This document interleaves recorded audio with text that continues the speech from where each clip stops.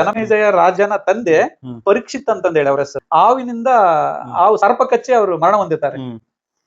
ನಮ್ ತಂದೆನ ಈ ಸರ್ಪ ಕಚ್ಚಿ ಕೊಂದಿದೆ ಅಂತಂದೇಳಿ ಈ ಸರ್ಪ ಸಂತತಿನ ನಾಶ ಮಾಡ್ಬೇಕು ಅಂತಂದೇಳಿ ಅವರು ತಮ್ಮ ಸ್ಥಾನದಲ್ಲಿ ಒಂದು ಸರ್ಪ ಯಜ್ಞ ಅಂತಂದೇಳಿ ಆಯೋಜನೆ ಮಾಡಿರ್ತಾರೆ. ಮತ್ತೆಲ್ಲ ಅದಕ್ಕೆ ಸಂಬಂಧಪಟ್ಟಂತ ಪುರೋಹಿತರು ಋಷಿಮುನಿಗಳನ್ನ ಕರೆಸಿ ಅದನ್ನ ಯಜ್ಞ ಮಾಡ್ತಿರ್ತಾರೆ.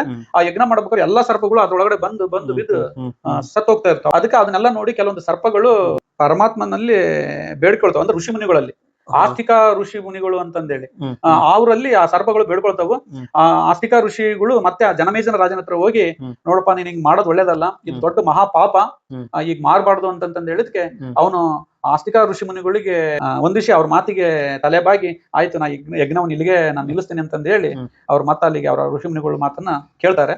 ಮತ್ತೆ ಅವತ್ತಿನ ದಿನ ಮತ್ತೆ ಅವತ್ತು ಅದು ರಕ್ಷಣೆ ಮಾಡಿದ ದಿನ ಅದು ಶ್ರಾವಣ ಮಾಸ ಶುಕ್ಲ ಪಕ್ಷ ಪಂಚಮಿ ಆಗಿದೆ.